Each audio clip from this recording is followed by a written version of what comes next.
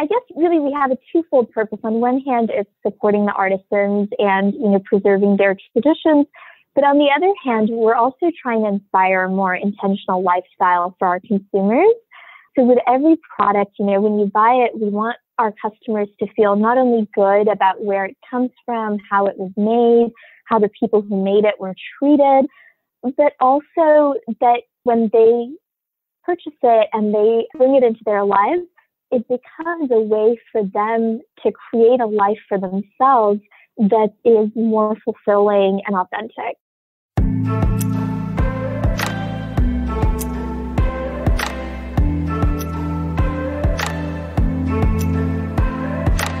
Welcome to Rise Leaders Radio. I'm your host, Leanne Mallory. As a leadership coach, I work inside organizations and I focus on helping leaders achieve their whole person potential and meaningfully contribute to their organization's mission. With this podcast, I share leadership best practices, developmental approaches, and stories of exemplary leaders.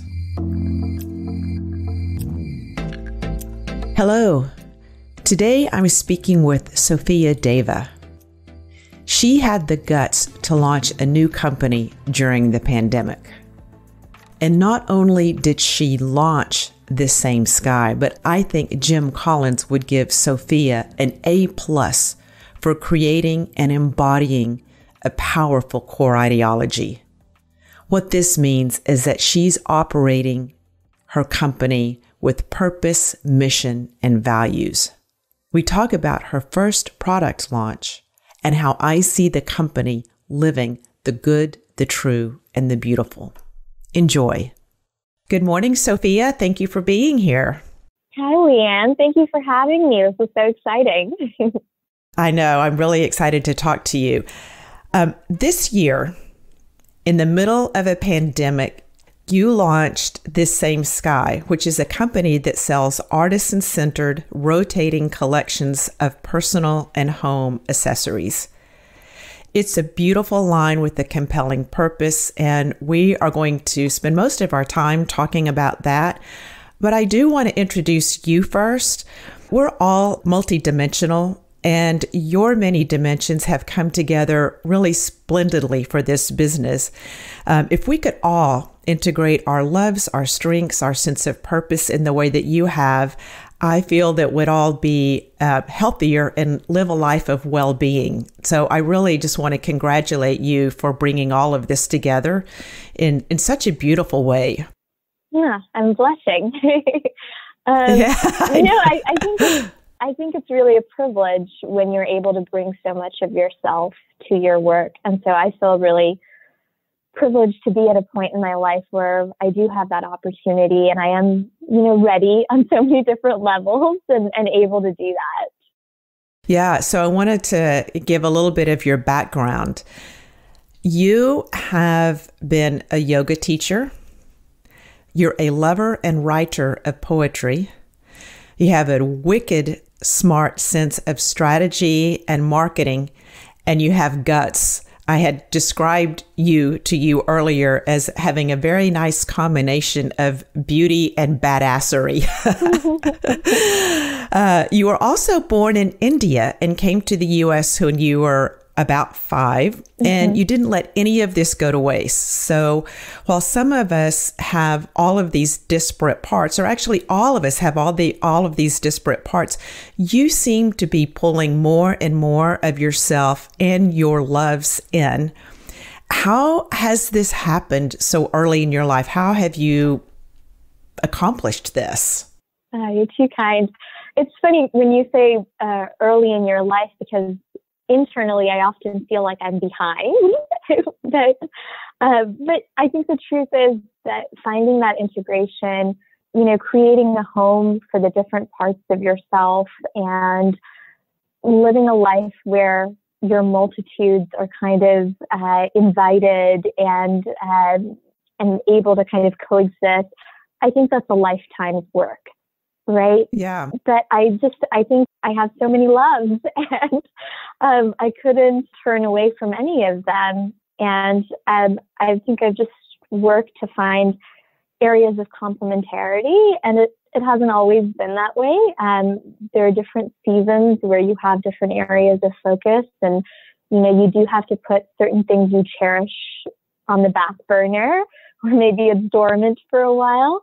But then there are other seasons where you get to draw from so many different aspects of your history and who you are and really bring them together.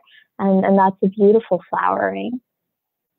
Yeah, I did a podcast probably a month or so ago with a woman, Trudy Bourgeois, and we were talking about how to own your value. Like, how do you get to a place where you can take a stand and own your own value at work? And that really got me thinking about how is it that we come to know what our value is so that we can bring that forward. And, there are things that you can do, like assessments you can take, like strengths finders or tilt, things like that, to find your strengths. But then there's the internal work that you have to do around knowing what you love, what you value, what you stand for, and then bringing all of those together. When those are truly integrated, it feels like that we have more courage and more guts because we're standing on really solid ground.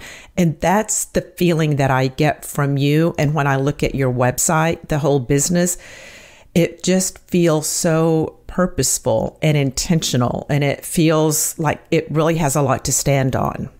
It's such a beautiful reflection. Thank you. It's funny because I do think, and I think as Americans, this is like particularly poignant, and we really struggle with this. I do think, at least for me, I had to find my sense of self-worth outside of work before I could bring it into my work, because it's so easy to let your work define you. And the truth is, our work doesn't define us.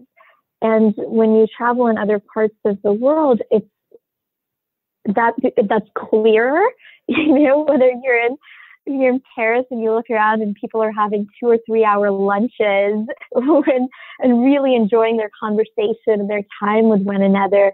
And there's this juiciness to their lives that you're like, oh, wow, we don't realize how much we as Americans define ourselves by our productivity and our job title and what we're able to contribute.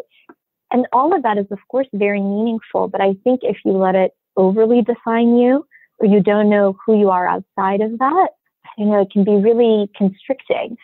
Yeah. So I'll say that first. But I think, too, it takes courage to forge your own path, to blaze your own trails, because there isn't a clear template.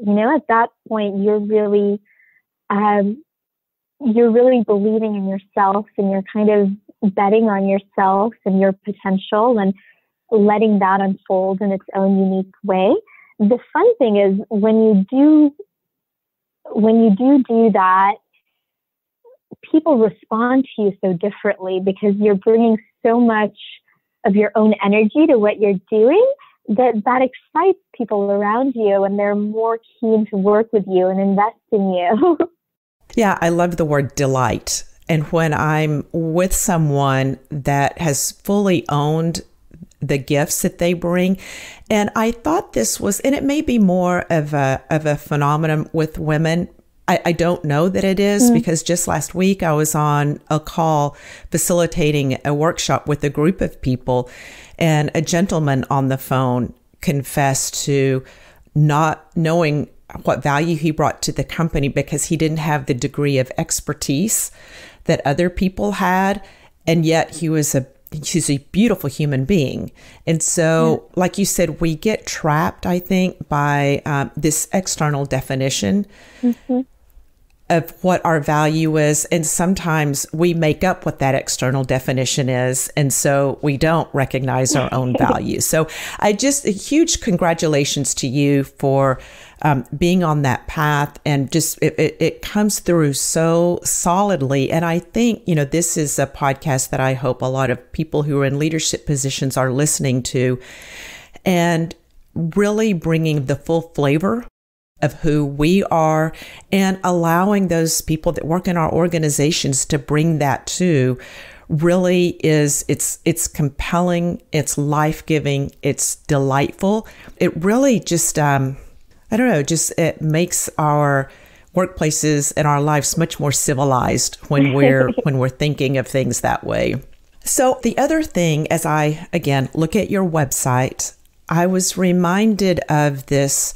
I am sure it was the Greek philosophers that began thinking about this notion of the good, the true, and the beautiful. And these are ways that, humans tend to, will focus our attention.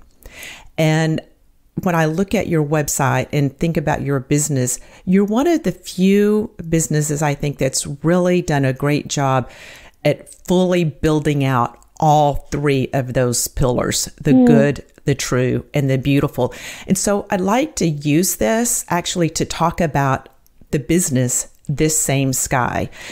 So first of all, just tell us what it is. What is the business? So The Same Sky is first and foremost a social enterprise, right? So as invested as we are in being a financially successful and profitable business, we're also ultimately very purpose-driven. And our purpose is to preserve traditional arts and crafts and to provide artisans with an exceptional livelihood. And how we do that is through creating, we call them intention-setting accessories.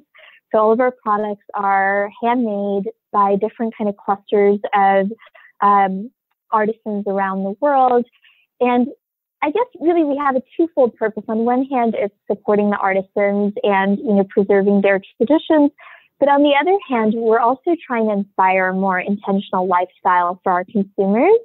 So with every product, when you buy it, we want our customers to feel not only good about where it comes from, how it was made, how the people who made it were treated, but also that, when they purchase it and they bring it into their lives, it becomes a way for them to create a life for themselves that is more fulfilling and authentic.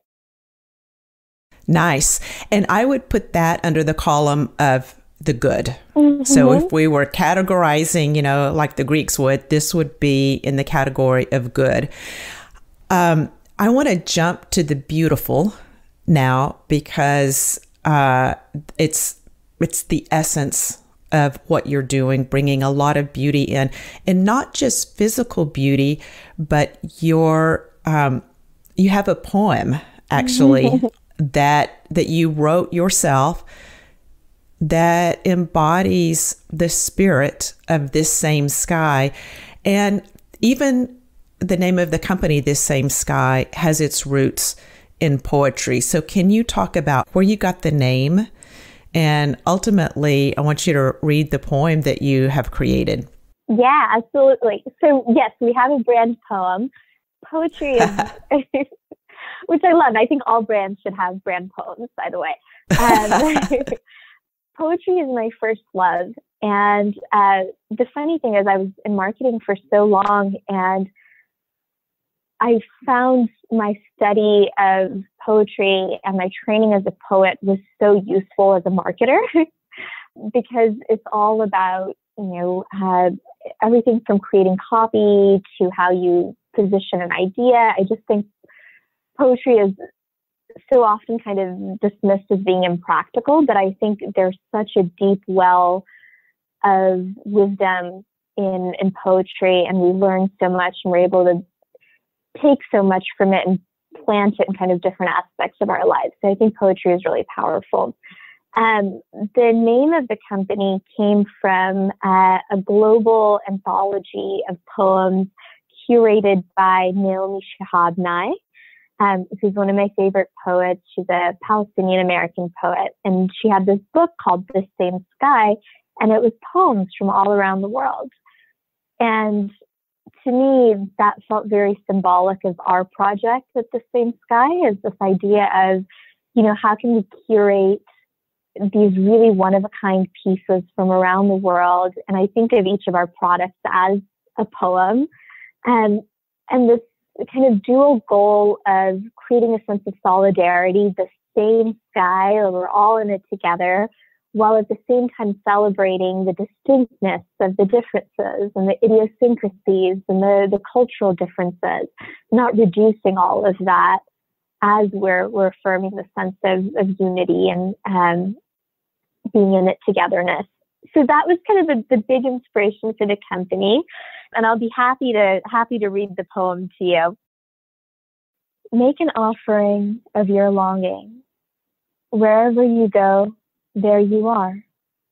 Retrace your origins again and again until you uncover the geometry of the heart. What secrets do you hold? What treasures have you inherited? What myths, like exotic birds, follow you with their familiar cry? Stay until you know their names, until you and I are part of this same sky. Oh, that is so beautiful, Sofiya. And I don't know that if you know that I interviewed our friend Rick Voren a while back on how to read poetry and created a guide for reading poetry. And I'm thinking, I think I'm going to get my guide for reading poetry and reflect on this. And I'll say right now that I'll include this poem in the show notes of our episode today, along with a lot, any other links. But I think that being able to, read through the poem a few times will be helpful for people. And as you were writing the poem, and when you determined, okay, that's it, I got the spirit and the essence, what were you left with? Do you feel like you got it? The wonderful thing about poetry is that it's so layered, right? Which is really satisfying for somebody like me who wants to say everything at once and is never able to say everything at once.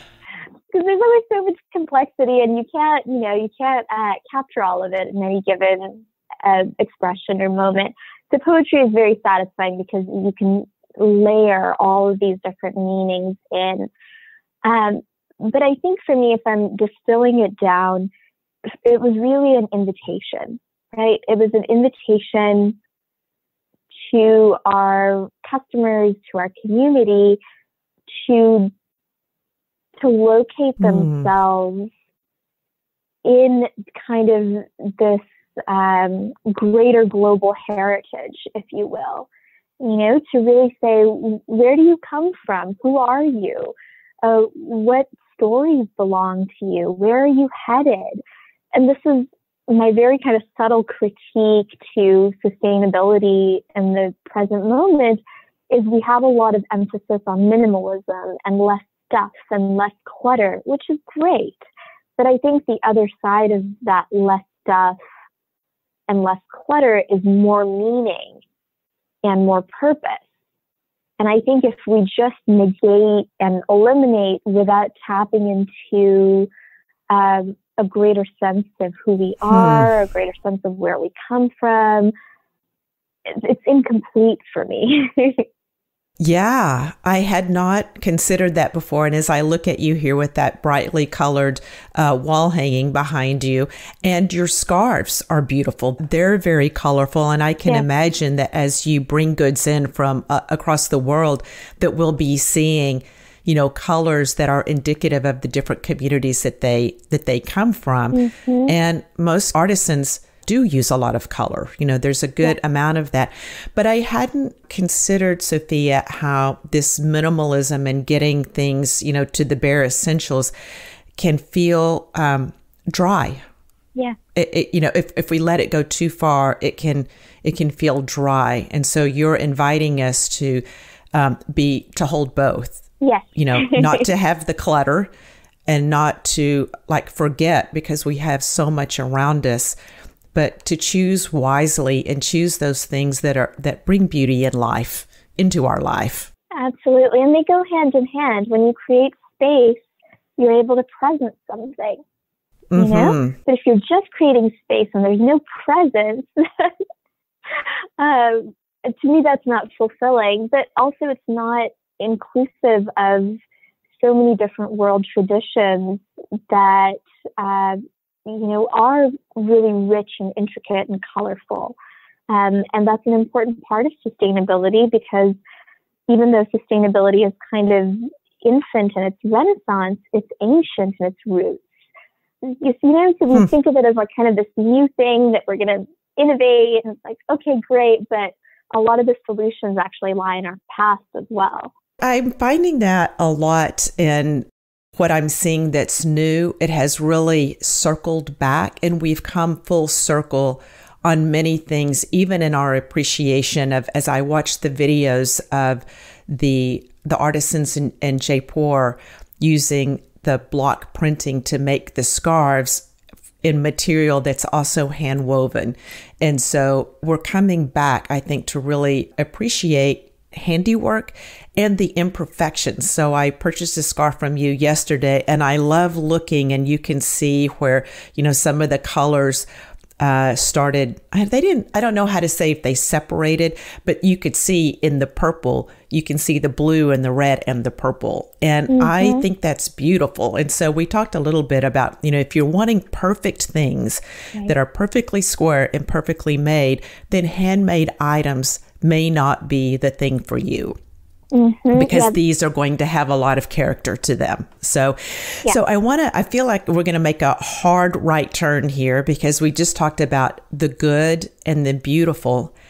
And what I think that you're doing that's also just smart, and it really brings in your strengths, is also the true.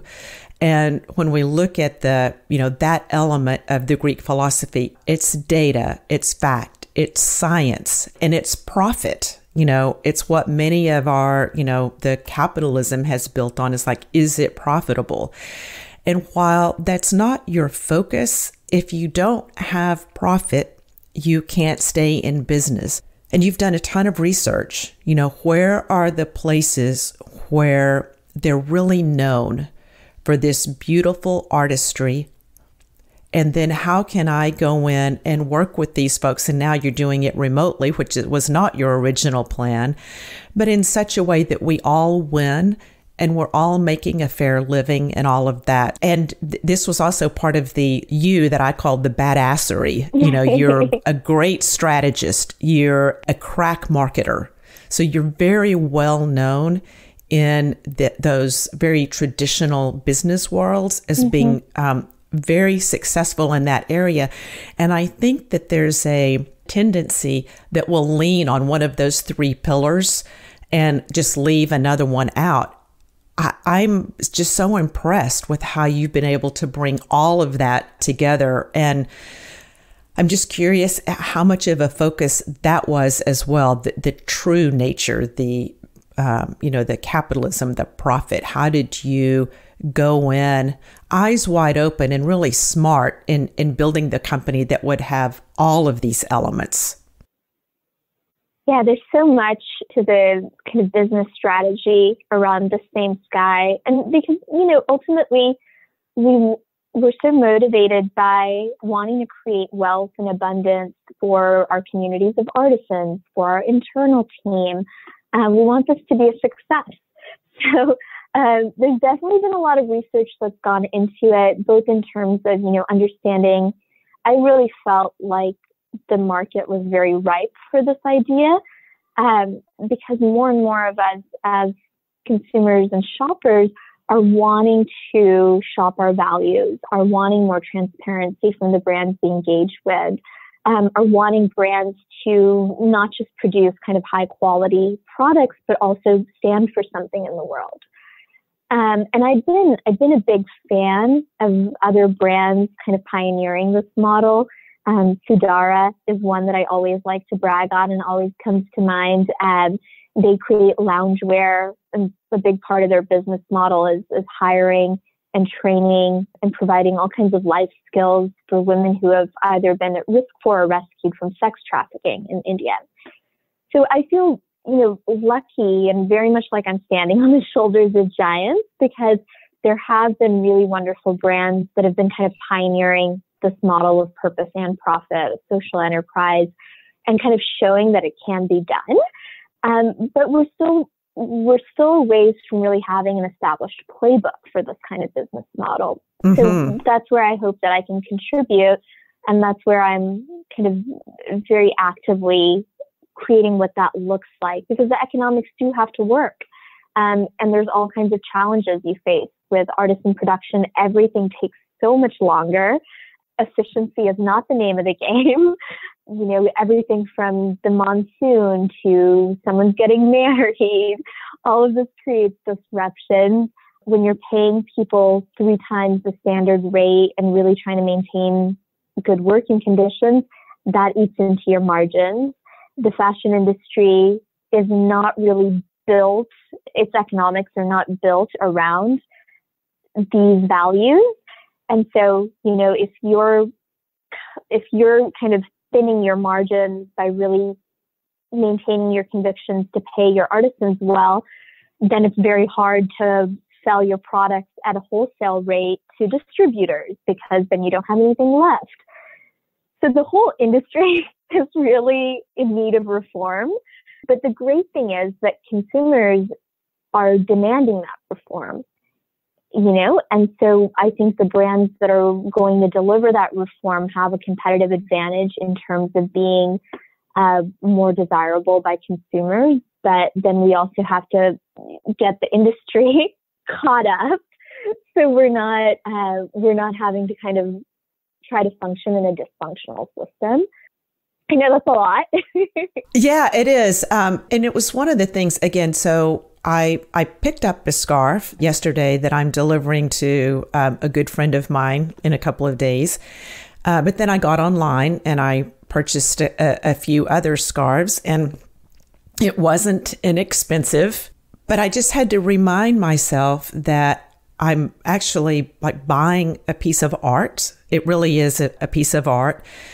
There's not another one like it out there because they are all handmade, and I'll have it forever. It's not trendy. It's not going to go out of style. And so I will have so much pride. I mean, I can't wait to receive them and talk about a fantastic gift, you know, to give someone that's so special. So I think as consumers, you know, we're always voting with our dollars, one way or the other. And so from my perspective, here's what I can do. I can vote with my dollars, buy fewer, more meaningful things.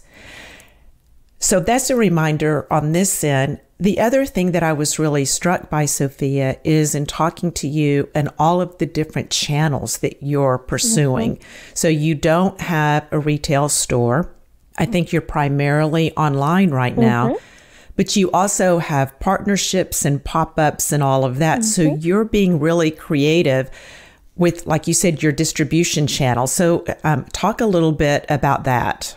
Yeah, for us, especially being kind of born in the middle of a pandemic, it's good because I think forced us to be even scrappier than we would have ordinarily been, and very adaptable and very agile, and to really think through how can we create a diverse and flexible enough business model that we have some protection from, you know, the slings and arrows of outrageous fortune, all the ups and downs of the market. So the way I'm envisioning it, and for us, we really leaned into our value of collaboration and tried to think, okay, how can we create win-win scenarios and really partnerships where we can cross-promote? So our primary channel, of course, is our e-commerce, where we're building relationships directly with consumers through email and Instagram and Facebook and social media. But then we're also partnering with kind of ethical luxury marketplaces like Olivella, Wolf and Badger, marketplaces where we feel like are really aligned in values that are attracting that more mindful, conscious shopper, and, you know, getting kind of the benefit of their pre-existing audiences and their huge marketing budgets to promote those marketplaces. And then finally, we just in the last month or so started a B2B gifting and like corporate gifting channel, because we realized that so often brands and businesses want to give really meaningful items to their partners or their employees or their clients. And there aren't always a ton of options for that. You know, you can always, of course, send a gift basket or this or that. But what if you wanted to really take advantage of that gifting moment to enact your values, to tell a bigger story, and to kind of forge that emotional connection that our products are so good for? So we're very excited right now about a project we're doing with Adobe, where we're creating a zero waste, customized gift for all of their kind of cater of internal influencers. Oh, fantastic. And I think this is the one where you're also using some Dallas local artisans in the making of that, which is another passion of mine. It seems to be more difficult to do the same thing that you're doing with providing a living wage for artisans that work in the U.S. because the cost of living is higher. Right. But you're doing that with this particular corporate gift. So can you talk a little bit about that as well? Because I love that idea. Yeah, absolutely. So the materials for the gift are coming from Uganda, ninth generation artisans who harvest bark cloth, which is literally what it sounds like, bark from the matuba tree. And they process it and they send it over here. But the actual assembly of the product is taking place at a wonderful local Dallas nonprofit called Vickery Trading. Vickery Trading, their mission is to train and hire, but similar to Sudara, they also provide all kinds of life skills and training to refugee women in Dallas. So women that have fled, war and persecution in places like Iran and Afghanistan and are now resettling in Dallas. So Vickery Trading gives them a community, gives them a sense of purpose, a sense of being able to contribute. And these wonderful women are creating our products for us. And we're so grateful for, to be able to include them in the story of this gift, which of course then will be shared by the team at Adobe, and they also get to feel like, oh, wow, we're getting to make an impact in this way.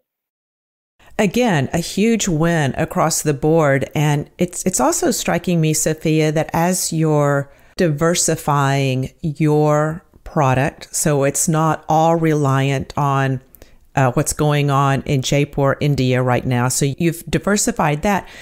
But you're also not building, having to build like manufacturing facilities and making that kind of capital investment in that. So it just feels, it's so innovative, and it's such a new way of doing work where you're really taking advantage or leveraging other ways of manufacturing or producing that are already there, as well as partnering with other companies. So it's so collaborative, and it feels, it's very organic, and it feels very interesting. Like it's never going to get dull because you're working with all of these different organizations, which can also be tiring. I mean, that's a lot of different things to keep up with. And I wonder even how you're managing that. It's still early, but I can imagine that's a lot of relationships to manage. Yeah, it's a lot of relationships to manage.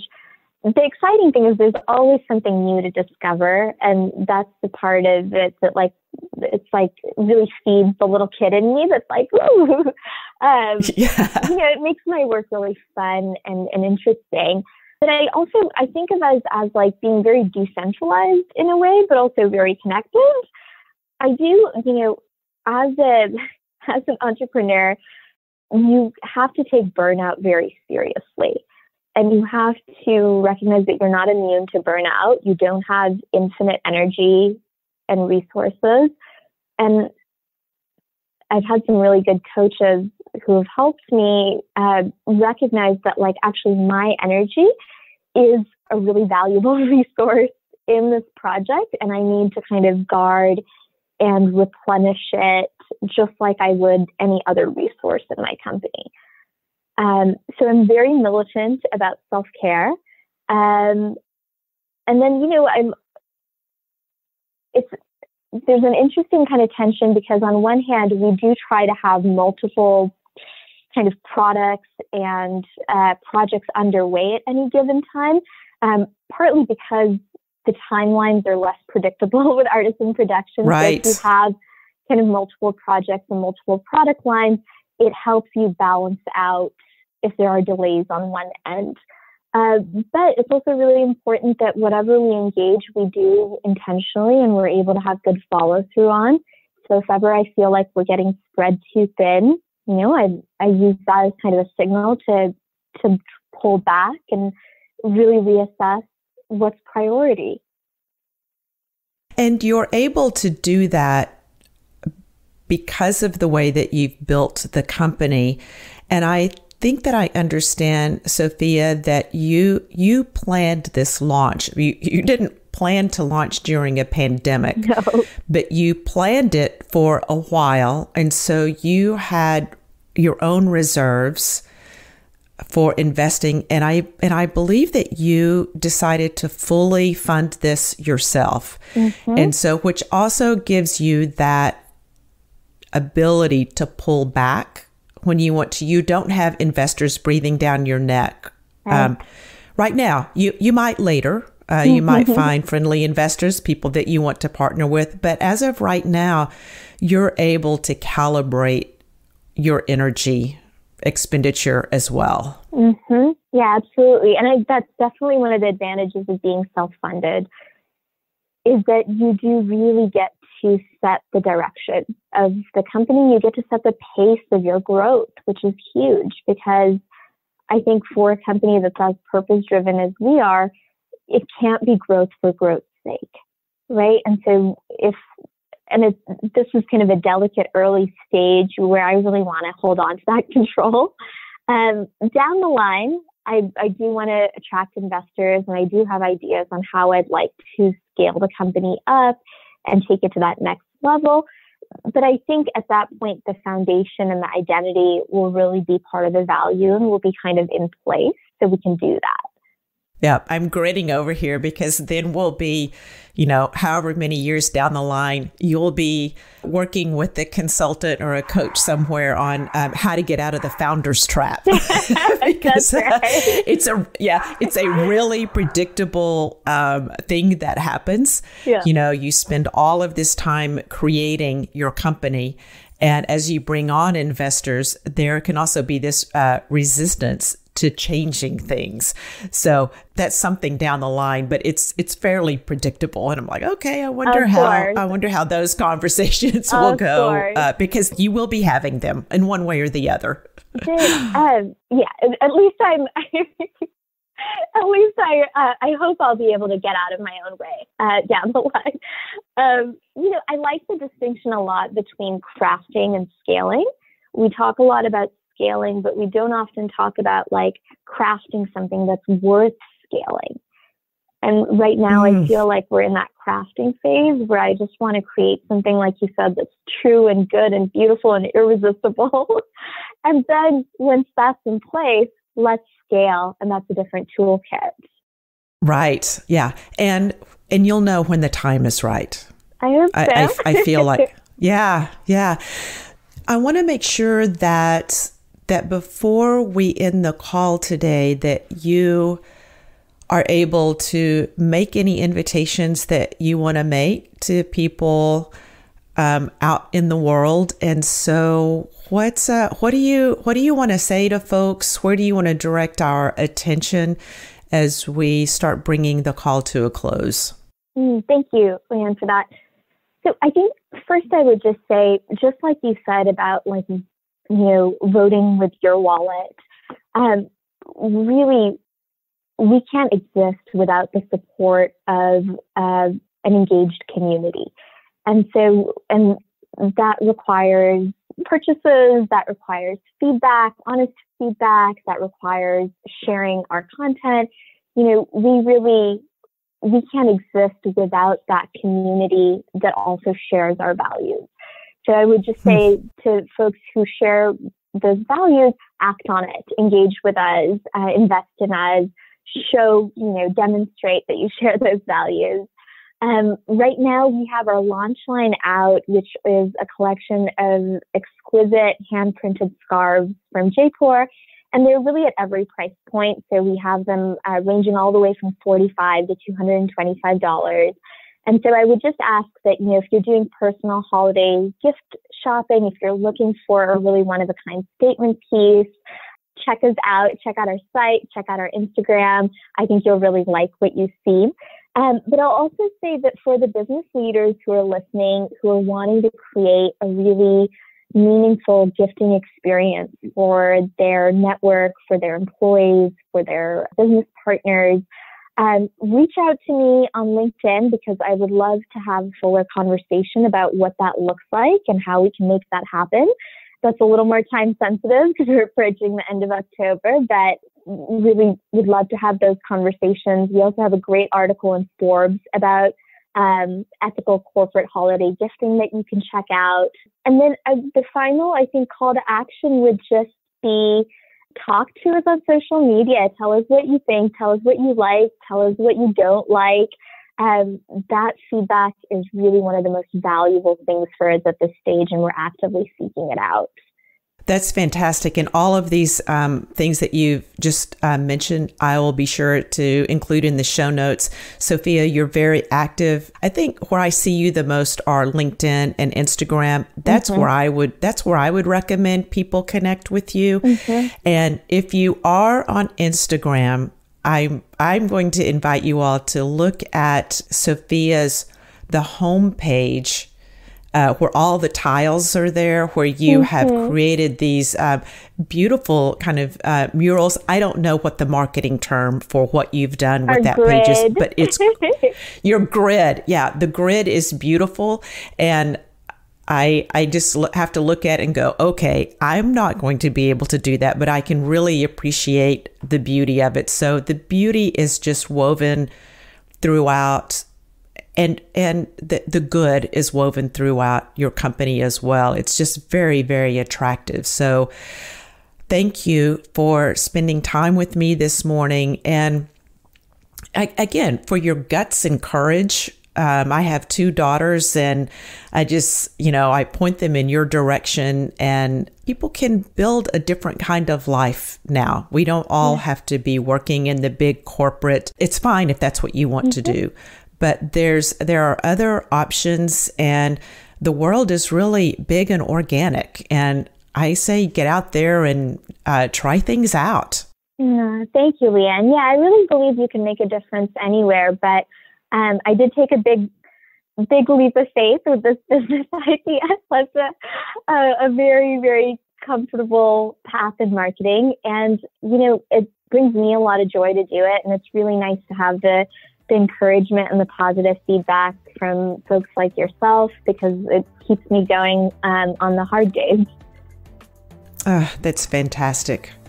All right. I'll see you online then, and we'll get this out to everybody soon.